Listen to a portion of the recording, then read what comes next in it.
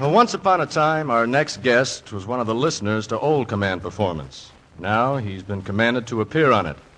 Though he's a pretty young man, he's been in show business for years, going great guns in nightclubs and in the service show Winged Victory. And now, carrying the comedy ball on the Dinah Shore program, fellas, meet Peter Lynn Hayes.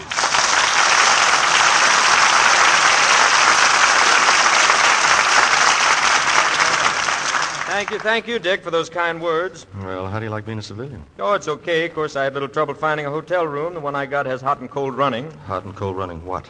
I don't know, but I can hear them scampering all night. I thought I'd enjoy a little bit of luxury my first day out and have breakfast in bed. Breakfast in bed? That's good. Dick, have you ever tried sleeping on a loose omelet? Murder, but did I have one stroke of luck? My tailor delivered my wartime suit. That's with no pleats on the pants. My victory suit. That's no cuffs on the pants. Next week, I get my post-war suit. What's that?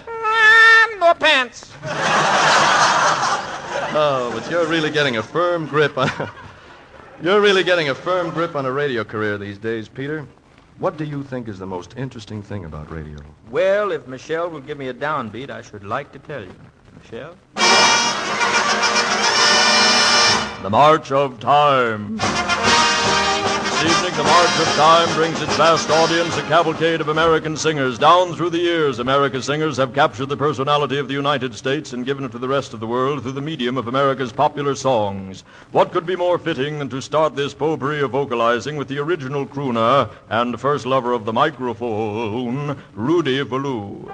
My time is your time is my time. Hi-ho, everybody, and I-ho plenty. This is Rudy Valley and his Connecticut Yokels. It's a great pleasure to appear on the Armed Forces Command Performance. My time is your time. There's no time like now. Thank you, Rudy. Next came the colorful personality of a man who played the accordion and called himself the street cleaner. Arthur Tracy, do you remember? Martha, rambling rose of the wild wood.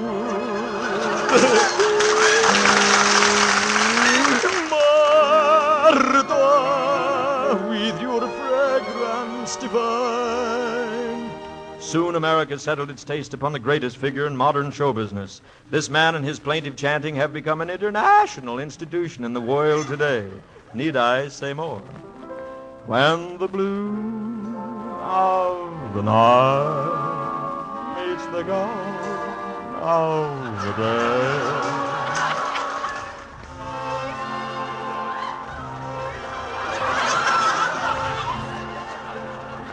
Good evening, ladies and gentlemen. This is the old groaner, the old music hall. If my eyes don't deceive me, brother. Yes, indeed.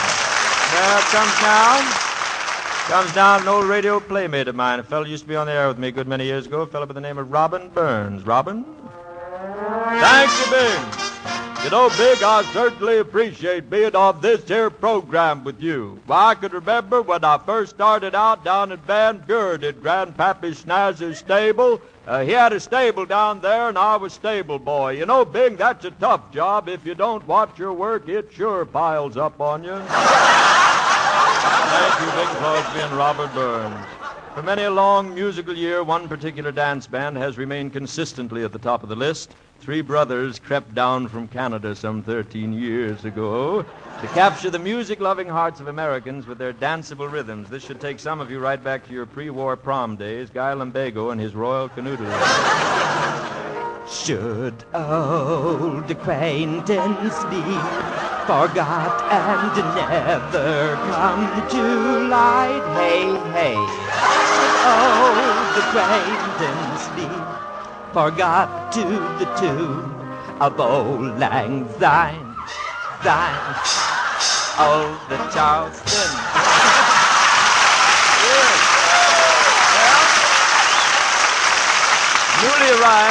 Newly arrived, but nevertheless making tremendous headway in the tumultuous world of music is a handsome young baritone who appeals especially to the gals with his manful approach to a lyric.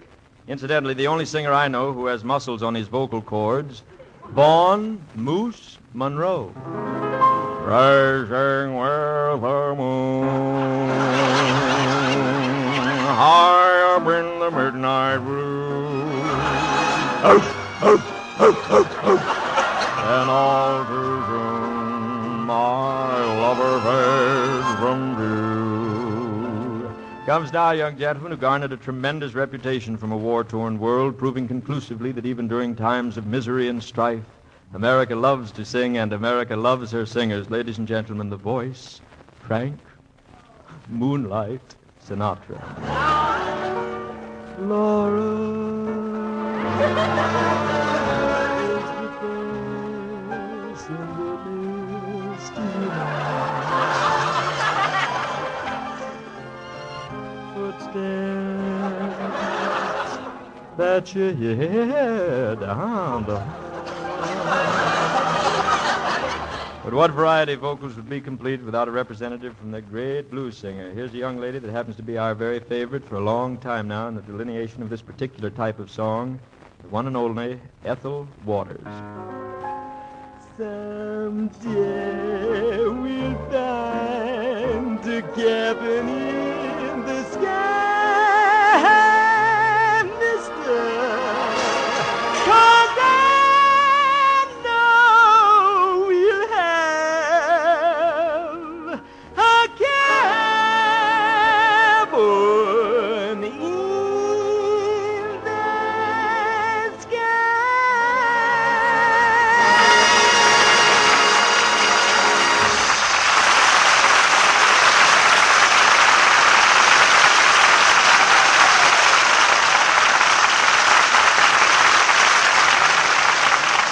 Oh, that's really sock stuff, Peter. I know you'll be called back here for more. I'm afraid you'll have to tie up tonight's package now, Dick. Oh, so soon? Mm-hmm. But how about doing it with a song? They've asked for your version of The Girl That I Marry. No sooner asked than sung.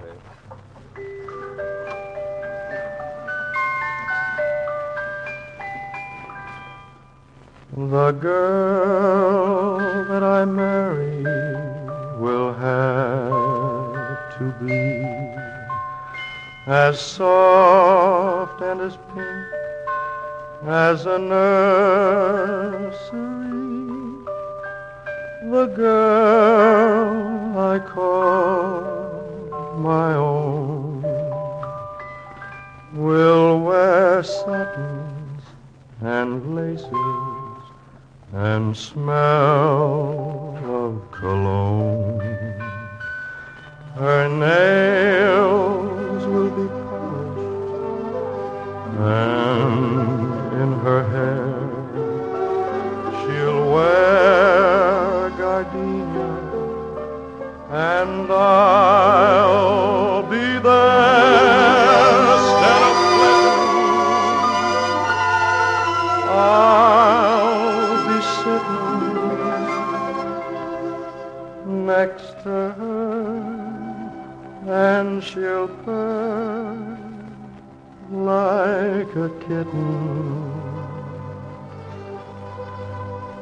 A doll I can carry, the girl that I marry must be.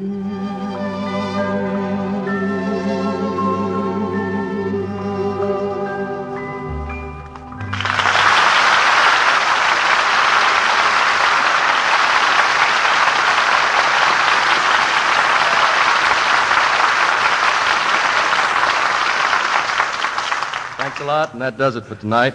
Thanks a lot for those letters asking us in, and those thanks come also from Ken Carpenter, the Four Hits and a Miss, Helen Forrest, the Saul Davis Trio, and Peter Lynn Hayes. Keep them letters coming in, will you, fellas? This is Dick Haymes saying thanks again, and good night.